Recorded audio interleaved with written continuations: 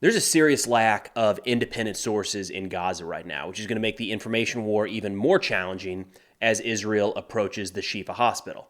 Meanwhile, with all focus on Gaza, operations in the West Bank continue to increase. What's going on, everyone? Let's take a look at updates as it relates to the ongoing war between Israel and Hamas. I'm recording this at 8:30 a.m. Central on Sunday, November 12th, 2023. Overnight, Israel publicly announced the names of 5 more of their soldiers who have been killed in the last few days during the ongoing fighting in Gaza. Additionally, Israel announced a shift downward in the total death count.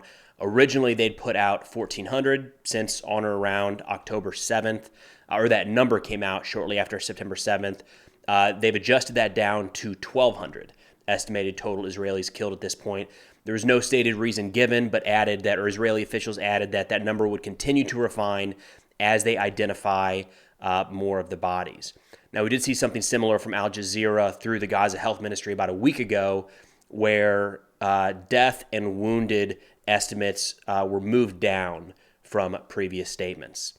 Now, shifting over to the information aspect of the war, I've gotten a lot of notes over the last couple weeks, some very thoughtful, well put together, well thought out, others just plain angry, that I'm using Al Jazeera, IDF, and or Hamas statements to help understand what's going on inside of Gaza.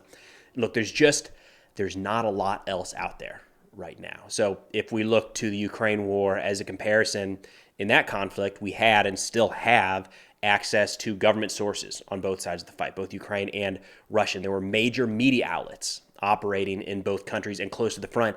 And then we had these mill bloggers starting to, these were unofficial commentators who usually had pretty significant access inside of their respective militaries. And between those three, we could always and still can get a pretty good idea of what's actually happening at the front.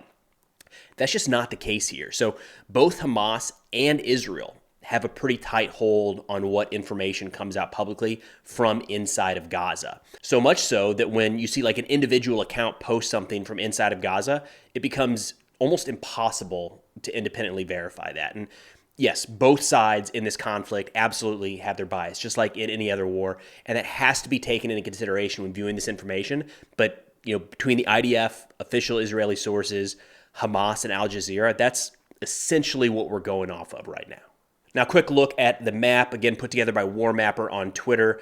Most of the Israeli focus is in the northern portion of Gaza, in and around Gaza City, with the IDF appearing to close in on the Al-Shifa hospital. Again, the Al-Shifa hospital is a location that IDF says sits atop a major Hamas military headquarters, a claim that is denied by Hamas.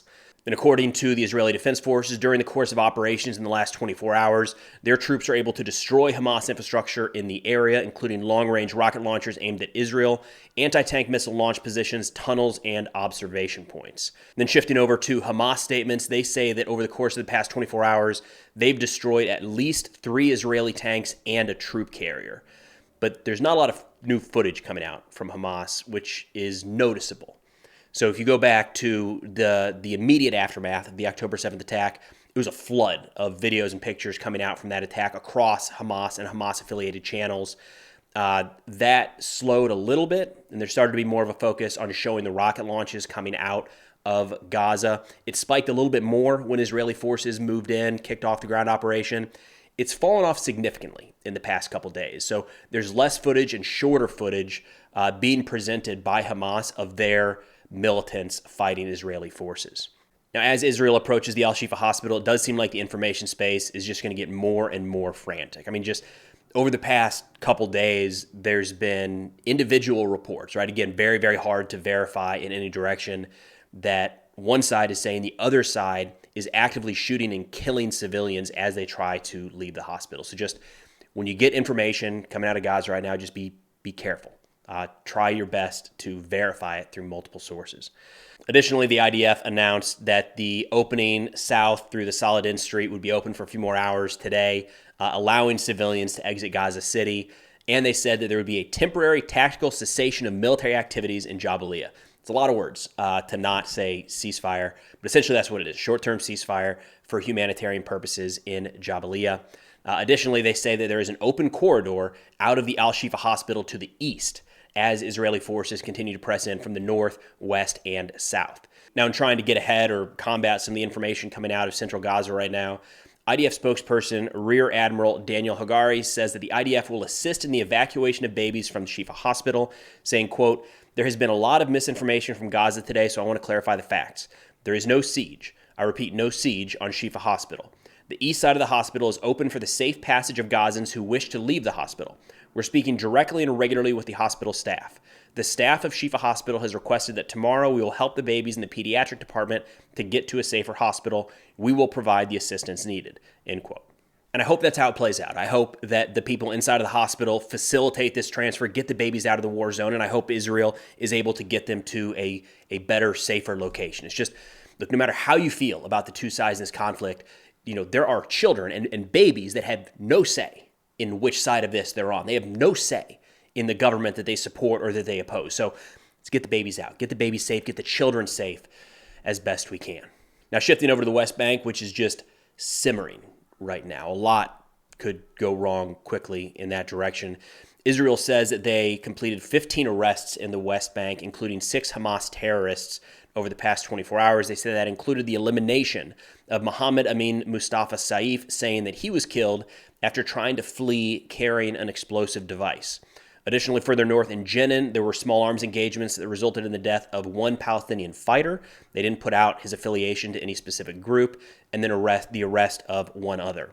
Additionally, Israel says that since October 7th, that they have arrested 1,570 people in the West Bank, and of those, 950 are affiliated with Hamas. Then from Al Jazeera, they say that over the course of the last month, 183 Palestinians have been killed in the West Bank, with another 2,400 wounded. So the course of the last month, essentially, in the West Bank, 183 people killed, 2,400 wounded, and 1,500 arrested.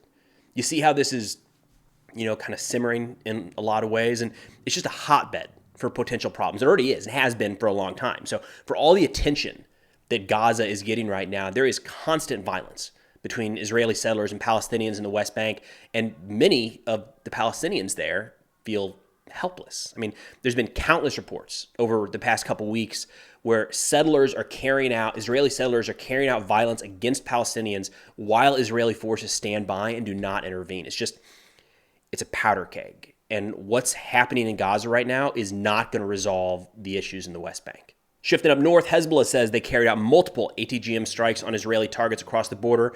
There do appear to be casualties, though I've not seen any official statement put out by Israel to that end. There are videos circulating of Israeli cars and construction equipment destroyed and burning. Just from the looks of it, based off of other attacks, we don't tend to see that sort of battle damage assessment. So likely casualties inflicted during these Hezbollah strikes. Israel responded with additional strikes then against Hezbollah targets and launch points in southern Lebanon. This is following Hezbollah leader Hassan Nasrallah's speech yesterday, in which for the second time in a week, he managed to just say nothing at all.